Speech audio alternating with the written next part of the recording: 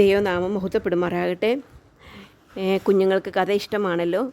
നമ്മൾക്ക് ഈ ദിവസങ്ങളിൽ ഇസ്രായേൽ മക്കൾ എങ്ങനെ മിസ്രൈമിൽ നിന്ന് ദൈവം അവരെ വിടുവിച്ചു, അവരെ മിസ്രൈം ദേശത്ത് നിന്ന് കനാൻ ദേശം വരെ എങ്ങനെ എത്തിച്ചു എന്നുള്ളതിനെക്കുറിച്ച് ഈ ദിവസങ്ങളിലെല്ലാം നമ്മൾ പഠിച്ചുകൊണ്ടിരിക്കുകയായിരുന്നല്ലോ.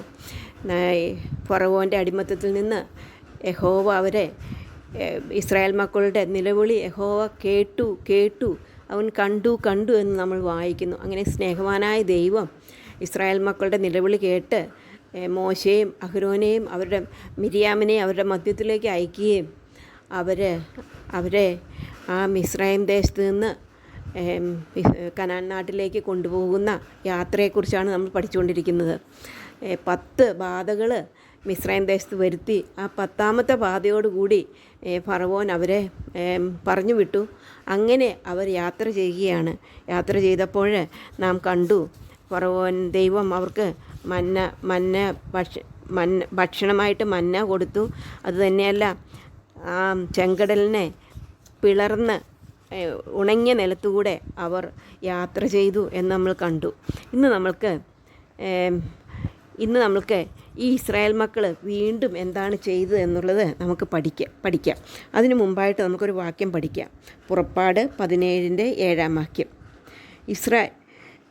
ഇസ്രായേൽ മക്കളുടെ കലഹ നിമിത്തവും യഹോവ ഞങ്ങളുടെ ഇടയിൽ ഉണ്ടോ ഇല്ലയോ എന്നവർ യഹോവയെ പരീക്ഷിക്ക നിമിത്തവും അവൻ ആ സ്ഥലത്തിന് മസ്സ പരീക്ഷ എന്നും മെരീബ കലഹമെന്നും പേരിട്ടു. അപ്പോൾ നമ്മൾ കണ്ടതാണ് ഈ ഇസ്രായേൽ മക്കൾ എപ്പോഴും യഹോവയ്ക്ക് എതിരായിട്ട് പിറുപിറുക്കുകയും അവർ യഹോവയെ സംശയിക്കുകയും ചെയ്യുന്ന ഇസ്രായേൽ മക്കളെ കാണാം. അപ്പോൾ ഇന്നും നമുക്ക് അങ്ങനെ ഒരു സംഭവമാണ് നമ്മൾ പഠിക്കാൻ പോകുന്നത്. അപ്പോൾ ഈ വാക്യത്തിൽ നമ്മൾ കണ്ടത്, അവർക്ക് അവർ യഹോവയെ പരീക്ഷയ്ക്ക് നിമിത്തവും പിറുപിറുപ്പും ഒക്കെ നിമിത്തം അവനൊരു സ്ഥലത്തിന് പരീക്ഷ അല്ലെങ്കിൽ കലഹം എന്ന് പേരിട്ടു എന്നുള്ളതാണ്. അപ്പോൾ നമുക്ക് ആ വാക്യം ഒന്നും കൂടെ പഠിക്കാം. ഇസ്രായേൽ മക്കളുടെ കലഹ നിമിത്തവും യഹോവ ഞങ്ങളുടെ ഇടയിൽ ഉണ്ടോ ഇല്ലയോ എന്ന് അവർ യഹോവയെ പരീക്ഷിക്ക നിമിത്തവും അവൻ ആ സ്ഥലത്തിന് അതിൻ്റെ അർത്ഥം പരീക്ഷ എന്നും മെരീബ കലഹം എന്നും പേരിട്ടു. ഇസ്രായേൽ മക്കൾ സീൻ മരുഭൂമിയിൽ നിന്ന് പുറപ്പെട്ടു. അതിനുശേഷം അവർ രഫീദിൽ എത്തി. അവിടെ വെള്ളം ഒട്ടുമില്ലായിരുന്നു. ജനം മോശയുടെ നേരെ പിറുപിറുത്തു. നീ ഞങ്ങളെ ചാകുവാനായി മിസ്രൈം ദേശത്ത് നിന്ന് കൊണ്ടുവന്നത് എന്തിനെന്ന് ചോദിച്ചു. ഇത്രയും നാൾ അവരെ നടത്തിയ ദൈവത്തെ അവർ മറന്നുപോയി. അവർ മോശയോട് ചോദിക്കുകയാണ്, നീ ഞങ്ങളെ ചാകുവാനായി മിസ്രൈം ദേശത്ത് നിന്ന് കൊണ്ടുവന്നത് എന്തിനെന്ന് ചോദിച്ചു. മോശ യഹോവയോട് നിലവിളിച്ചു. യഹോവ മോശയോട് പറഞ്ഞു, ഞാൻ ഹോരേബിൽ നിൻ്റെ മുമ്പാകെ പാറയുടെ മേൽ നിൽക്കും, നീ പാറ അടിക്കണം.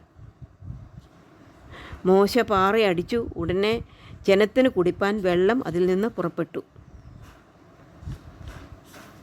ഇസ്രായേൽ മക്കളുടെ കലഹ നിമിത്തവും യഹോവ ഞങ്ങളുടെ ഇടയിൽ ഉണ്ടോ ഇല്ലയോ എന്ന് അവർ യഹോവയെ പരീക്ഷിക്ക നിമിത്തവും അവൻ ആ സ്ഥലത്തിന് അല്ലെങ്കിൽ മെരീബ എന്ന് പേരിട്ടു. നമുക്ക് നമ്മുടെ വാക്യം ഒന്നും കൂടെ പഠിക്കാം. ഇസ്രായേൽ മക്കളുടെ കലഹ നിമിത്തവും അവർ യഹോവയെ പരീക്ഷിക്ക നിമിത്തം എന്താണ് അതിന് ആ സ്ഥലത്തിന് മെരീബ എന്ന് പേരിട്ടു എന്ന് നമുക്ക് മനസ്സിലാക്കുവാനായിട്ട് സാധിക്കും. നമുക്ക് ആ വാക്യം ഒന്നും കൂടെ വായിക്കാം. പുറപ്പാട് പുസ്തകം 17-7 വാക്യം.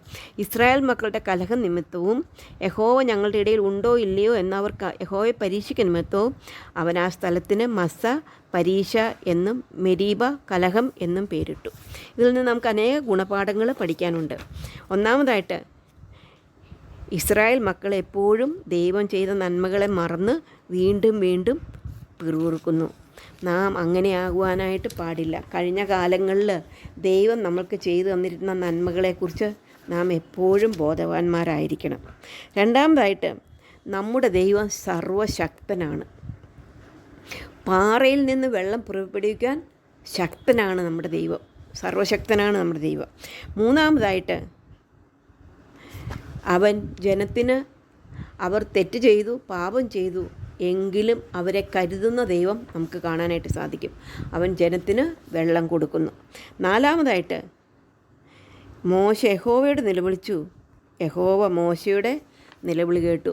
നാം നമ്മുടെ ആവശ്യമുള്ള എല്ലാ സമയത്തും നമ്മുടെ കർത്താവിനോട് നിലവിളിച്ചാൽ, നാം പാപം ചെയ്തിട്ടുണ്ടെങ്കിൽ പോലും കർത്താവ് നമ്മുടെ നിലവിളി കേട്ട് പാപം ക്ഷമിച്ച് നമുക്ക് ഉത്തരം നൽകുന്ന ദൈവമാണ്. അതുകൊണ്ട് ഈ ദൈവത്തിൽ നമുക്ക് എപ്പോഴും ആശ്രയിപ്പാൻ, എപ്പോഴും വിശ്വസിപ്പാൻ, പിറുപിറുപ്പില്ലാതെ അവനെ തന്നെ ചാരുവാൻ കർത്താവ് നമ്മളെ സഹായിക്കട്ടെ. നമുക്ക് പ്രാർത്ഥിക്കാം. സ്നേഹവാനായ ദൈവമേ, നല്ല സമയത്തിനായിട്ട് സ്തോത്രം. ഞങ്ങൾക്ക് അന്ന് വചനത്തിനായിട്ട് സ്തോത്രം. ഇസ്രായേൽ മക്കൾ പിറുപിറുത്തു, അങ്ങേ പരീക്ഷിച്ചു. കർത്താവെ, ഞങ്ങൾ പലപ്പോഴും പിറുപിറുക്കുന്നവരും അങ്ങേ പരീക്ഷിക്കുന്നവരും അങ്ങേ വിശ്വസിക്കാത്തവരുമാണ്. പിതാവേ, പുത്രൻ്റെ നാമത്തിൽ ഞങ്ങളോട് ക്ഷമിക്കണം എന്ന് എന്നോട് പ്രാർത്ഥിക്കുന്നു. വിശ്വസ്തരായിട്ട് പിറുപിറുപ്പില്ലാതെ അങ്ങേ വിശ്വസിച്ചുകൊണ്ട് ജീവിപ്പാൻ ഞങ്ങളെ സഹായിക്കണം. ഞങ്ങളുടെ മാതാപിതാക്കന്മാരെ, ഞങ്ങളുടെ പ്രിയപ്പെട്ടവരെയും സഹായിക്കണം. ഞങ്ങൾക്ക് പഠിപ്പാൻ ബുദ്ധി തരണം. പരീക്ഷയിൽ നിന്ന് ഞങ്ങളെ അകറ്റണം. പ്രാർത്ഥന കേട്ടതുകൊണ്ട് സ്തോത്രം. യേശു കർത്താവിൻ്റെ നാമത്തിൽ താഴ്മയും വിനയമായിട്ട് അപേക്ഷിക്കുന്നു. ആമേൻ.